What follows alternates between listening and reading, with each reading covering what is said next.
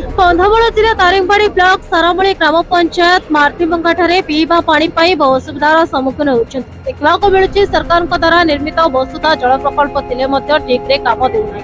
तेणु मार्थिबंग ग्रामवासी नाई नथिबा दुर्दशार सम्मुखीन होउछन्ति। टांकी भितरे पानी जमा होई नथिबारु गां लोके पानी पाई पारुनाहांति। काहींकिना मार्थिबंग गोटे वसुधा टांकीर पानी पाउनाही। ए गाँरे जनसंख्या 300 परिवार अछन्ति।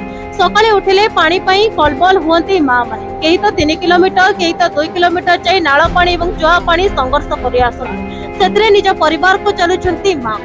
काहींकि नाही सरकार देइतबा प्रकल्प थिले मध्य सठिक भाबरे पाउनाहांति ग्रामवासी। सेतरे सरकार को अनुरोध करिछन्ति आहुरी गोटे वसुधा पानी टांकी देले असुविधार सम्मुखीन हेबो बोली कहिछन्ति। टांकी थाई भी पानी पाई काकुति होउछन्ति ग्रामवासी। जिला दारिंगबाड़ी ब्लॉक आज मार्थिबंगाठारे आमे पहुंचीछु।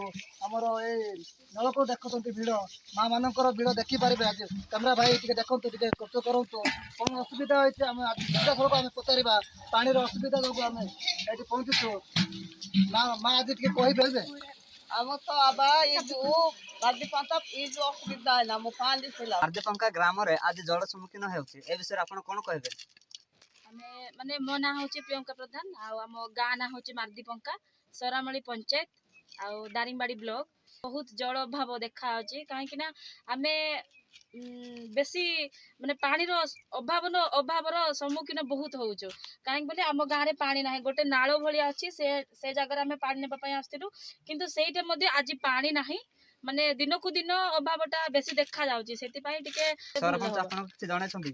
सरपंच को आम कही आम गाँव में पानी अभाव बोली किंतु सरपंच कौन पदक्षेप नौछंती कि नहीं से कथा भी आमको किसी जणै नाहंती।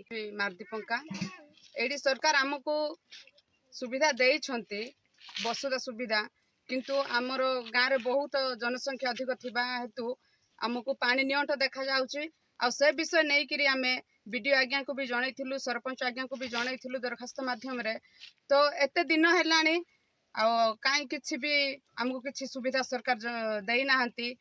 तो अनुरोध करुचे पुणी थरे आसिकी आम गाँव रे किसी जल निरीक्षण करा जाऊ किसी सुविधा आमको दिया जाऊ। कहीं ना आमे घाटी एरिया को जाइकी काम धाम करी घर को फेरिला टाइम रे आमे पानी पाई पारुनु। पीवा पानी असुविधा प्रत्येक समय रे पानी ही आमर असुविधा होची। तो सरकार को अनुरोध करुचु दया करी आम मानकु जल सेचन किछि नुआ सुविधा देले भल होइथांता। जिला कंधमाल ब्लॉक दारिंगबाड़ी आ ग्राम पंचायत सरामली ग्राम मार्थिबंगा ठारे आ जल बहुत अभाव पड़ुछि। कारण आ जो जो नलकूप जाक सरकार देइछंती से नलकूप जाक सब खराब हो जाइछि। आ जोटा सोलार रे जोटा संयोग करा जाइछि सेटा मध्य खराब हो जाइछि जहाँ फल गाँ लोक असुविधार सम्मुखीन होती। बैठक होता मोर 3 तारिख सरपंच महाशय जनई से कहले मुझे जनइबी कहले तथापि से आनी कहले। तो कहीं आमको आज को नहीं सप्ताह 2 सप्ताह पर है सोलार पर संपूर्ण बंद हो जहाँफल आम जिते जो माँ मैंने समस्त उपकृत होलु आम बर्तमान कि पानी कि मानने उपयुक्त बाहर पाइपार। तो सार भी कहले मुझे विडियो संगे कल कर विडियो पठे भी पठे पारि ना।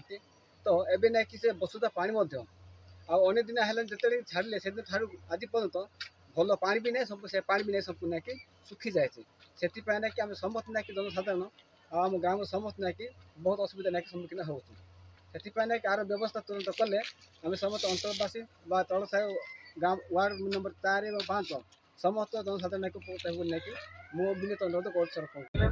कंधमाल जिला दारिंगबाड़ी माथी मुठा माझी रिपोर्ट बहुजन मीडिया।